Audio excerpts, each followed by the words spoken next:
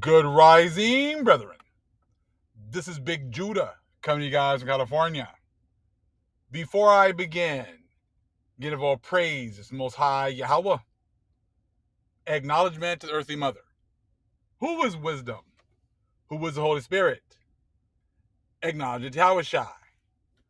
I pray the Most High blesses this lesson this evening, gives more knowledge and understanding of the events of the past, in order to understand events that are currently happening on the earth, so we get a much better understanding of the things that are soon to come on the earth. Now, family, there's all these horrible things that have happened. And this is why the world seems to think that, because they don't know about these things, because history has been hidden, they seem to think that there's nothing that needs to be paid for.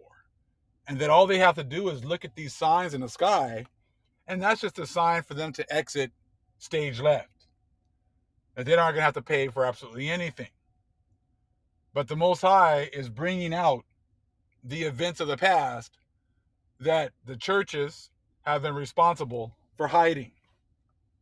They've been glorifying their death and destruction and murder of the Israelites in a discreet way where people in the know will understand what's going on, but the vast majority of the people will be totally unaware of what's going on.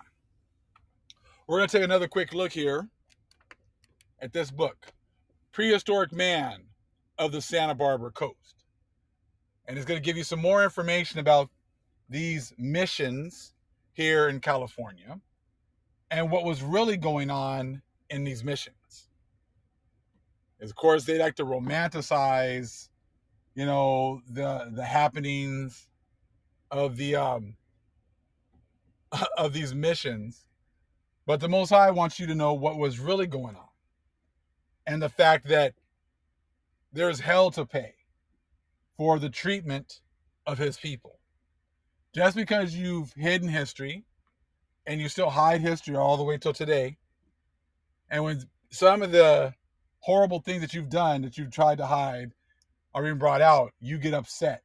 And you talk about how that's un-American and how, they're making up history, when that's exactly what you are guilty of. Making up a false history that the whole world has been exposed to. Most High has watched you do this and has allowed you to have your time to glorify yourselves, all on the pretenses of lies, all on the pretense of being deceitful. Most High has allowed you to do that, allowed you to raise yourself up, but now He is tearing you down. Let's take a look here. Prehistoric Man of the Santa Barbara Coast. In January 1801, a virulent epidemic of pleural pneumonia swept over Santa Barbara, exacting a toll of many lives, and for a time, threatening the extermination of the population. This caused such paroxysms of terror among the natives that the recent converts suddenly relapsed to the old shamanistic sacrifice to Chupu. So they went back to their ways of sacrificing. And you see, who were the ones that were doing sacrifices when things were going wrong? You thought maybe you were committing sins and you needed to try to atone for those sins. You would go back to sacrificing. And that's what these people did. And that's exactly what do the Catholics call it? It says this relapse was universal but short-lived, and the Padres soon completely reestablished their influence. See, that's what they call it. When you start going back to your old ways, they call it a relapse. You're relapsing back into your devil worshiping ways. You see that same thing. It's consistent with them not allowing you to participate in your animal sacrifices. You not being allowed to participate in anything that you did in the past. Let's continue. The year 1803 was probably the most memorable in the mission annals as regards to the natives. At the beginning of the year, 1,792 neophytes were in attendance at Mass, the greatest number ever assembled at one time. The death register records show that the deaths to date had numbered 1,026, as the conversions to date had reached 2,800, and to this year succeeded in effecting their escape again. And he's had up to this year succeeded in effecting their escape. So escaping. I thought you guys didn't have to, hold them by, you have to hold them against their will. They were allowed to come and go as they freely wanted to. Because, I mean, you're not trying to force people into your religion, right? Well, apparently there's something going on right here, right? The mission village had by now grown to 161 cabins. And this year also, we note the lowest ratio of death among the Indians during the entire mission period. The total deaths to date amounting to a shade over 38% of the total converts. Still not a good chance, but not a good number. But look, for this time on, the ratio gradually increases until it is depressingly near 100%. So eventually, 100% of these native converts will die. By the close of the year 1807, the village near the mission had grown to 252 adobe cabins. In 1812, the buildings in the compound had in all probability increased to over 300, but the records for the intervening years are confused, and the confusion is complicated by the fact that buildings other than residences appear to have been erected in later years within the compound. In the year 1808, the Indians constructed the fountain and lavatory that are still in existence. These show decided artistic ability on the part of the artisans, especially noteworthy being the sandstone bear through which water enters the basin. By 1812, only 29 years after the founding of the mission, Father Olbis reports that very few of the early converts were then living. Those of 20 years standing even being very few in numbers. He further states that by this time, all the Indians were syphilitic. They all had syphilis or syphilis symptoms. They couldn't have kids. It says, and though they continued to marry freely, few children were born. And of these, but a small percentage lived beyond infancy. Now, why would this be the case? This wasn't happening before the missions were established. So why were they getting syphilis? Why were they, getting these STDs? They don't talk about that, where this is coming from. It says the steadily decreasing numbers of the enslaved Indians. So they're admitting that these people are enslaved. They are slaves. Okay? Laborers, and the enslaved Indian laborers. That's what they, just like they do it now. They try to change it to an unpaid apprentice. They try to change the words, and the same thing here. An enslaved Indian laborer, okay, brought a proportionate increase in the burdens of the individual. For there was no decrease in the demands of the garrison for abundant supplies. And these soldiers wanted, hey, they don't care if you're sick. They don't care if there's less of you. You just make sure that you hit that quota. Sounds just like today, correct? They don't care if you're sick. They don't care if you don't feel well. They don't care if you have issues at home. Just make sure you take care of their needs. No different. By 1828, these luckless remnants of a once numerous race had grown desperate over the increasing hard times and the ceaseless demands upon them by a shiftless soldiery. A mild abortive insurrection was attempted. For a time, the Indians, almost without arms, stood firmly against the fury of the well-armed Spaniards. And so they don't talk about that. They stood up and they fought back and they were, undermanned, but they still were effective. All right, stood firmly against the fury of the well-armed Spaniards, who had eventually retreated to the protecting walls of the Presidio. So they had to run away. They had the weapons. They had all the weapons. They had everything, the Spaniards, and they were still getting smoked. And they had to run back, to their compound. It says, but the hapless insurrectos had seen enough to convince them of their probable fate. Were they once within the power of the soldiers? They had seen 4 unarmed old men, kinsmen from the neighboring village of Mikiu, ruthlessly clubbed to death when they had unwittingly wandered into the scene of trouble in an effort to visit their Christian relatives of the mission.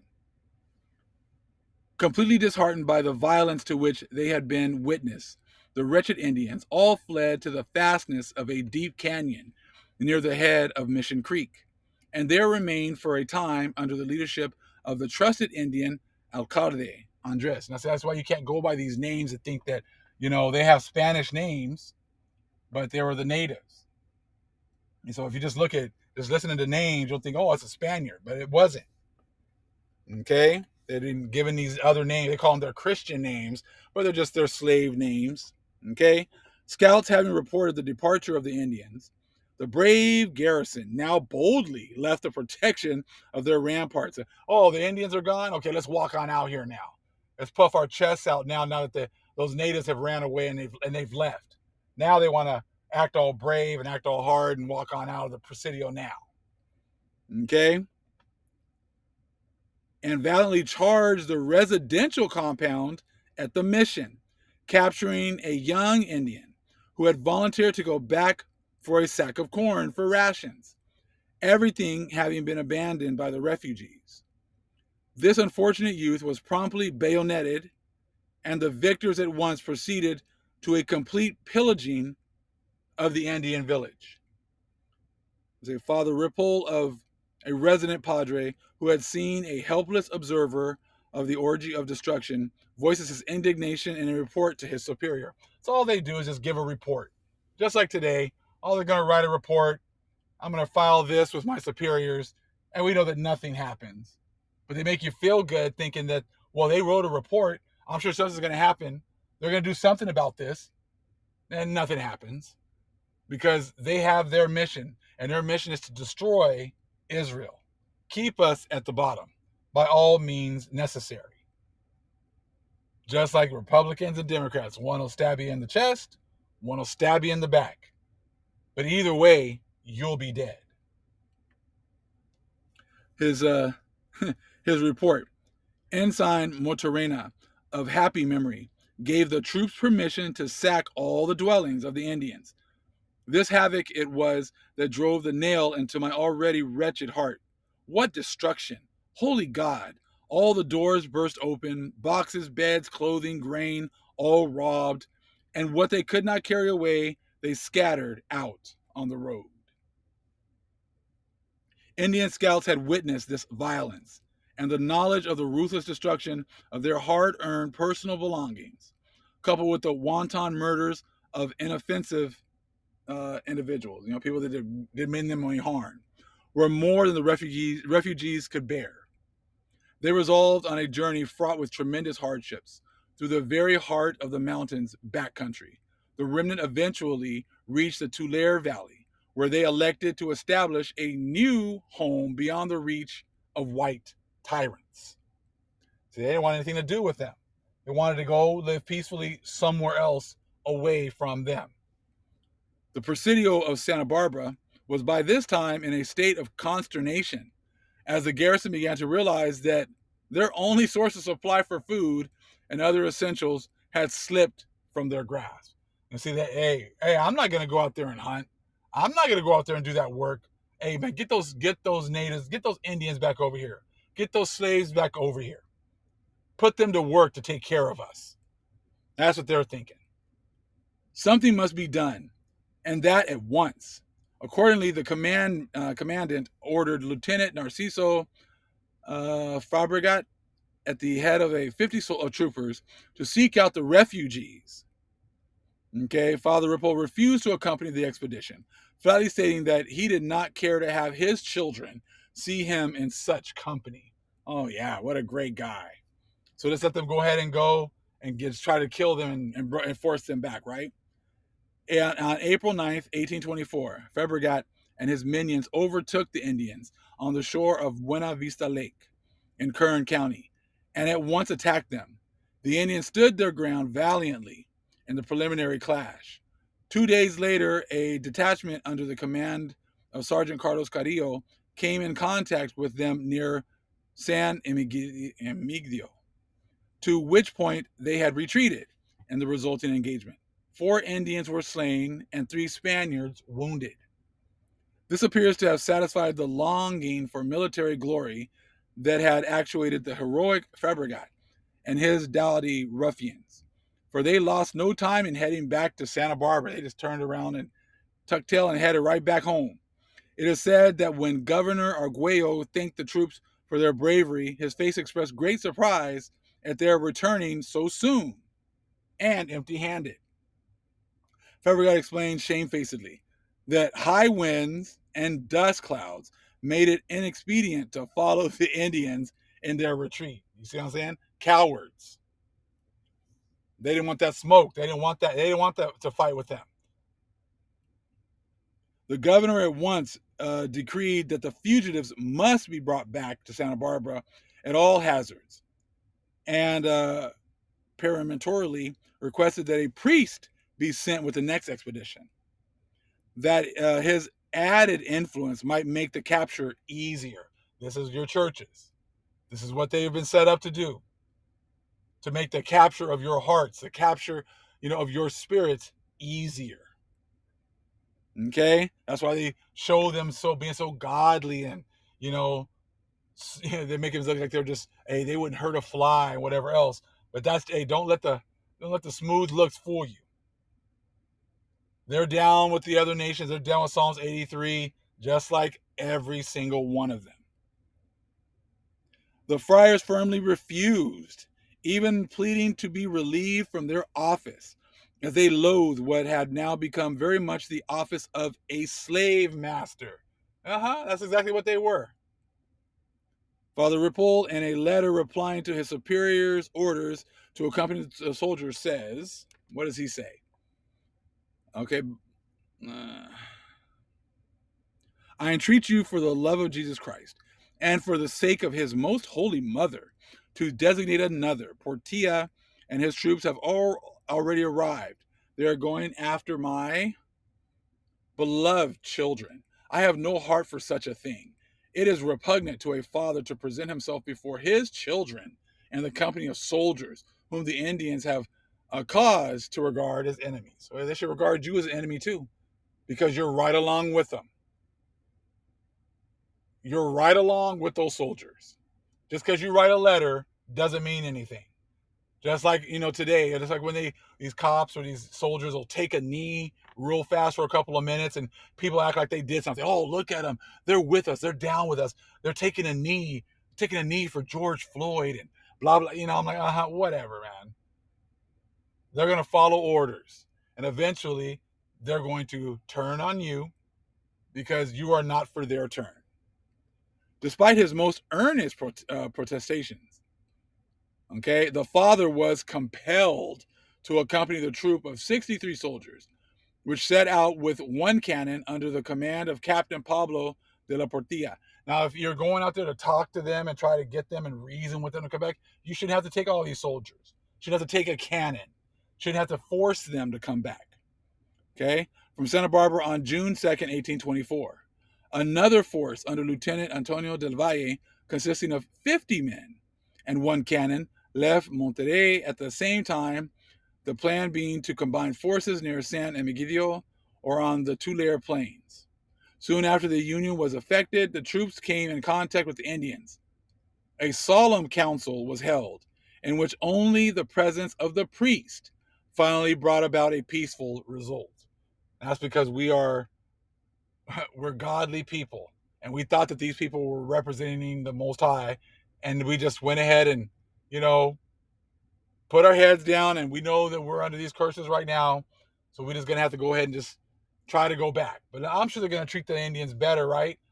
Knowing how much they really need them. I'm sure they're going to go out of their way to treat them a little bit better, right?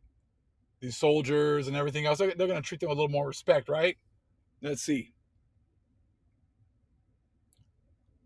So again, a solemn council was held in which only the presence of the priest finally brought about a peaceful result. A church rite was celebrated in a hut built by the Indians for the occasion. A recently born child was baptized with no less a person than the bluff Captain Portilla. Okay, himself acting, hold on, as Godfather. Right? What a joke. You know what I'm saying? What a joke. And the sad incident of the past few weeks were apparently forgotten. By June 21st, 1824, the majority of the mission Indians found themselves again in the Santa Barbara compound, endeavoring to adjust themselves to the ruined cabins, reminders of the recent visit of the soldiers. Apparently, no effort was ever made towards restitution for the havoc wrought in this race. That's how they are. They never are for restitution. They're never for, hey, we got to pay for the wrongs that we've done to your people. None of that. It's just get over it, keep it moving. They were doing this back then as the same way they're doing it today. The roll call of those present on December 31st, 1824 shows that 923 Indians now resided at the mission, as compared to 962 at the time of the revolt, allowing for the average mortality and that of vicissitudes of the recent campaign. There are still a few individuals unaccounted for. It appears reasonable to suppose that a small band of the refugees succeeded in avoiding the council with Portilla. So as you can see, these are the histories that are hidden. These are the, godly people that came to bring, the love of Jesus Christ to the so-called natives. And as you can see, this love that they were spreading was pretty much only benefited them. They were the ones that got the free labor, free land, the death and destruction of our people. They could do whatever they wanted to us.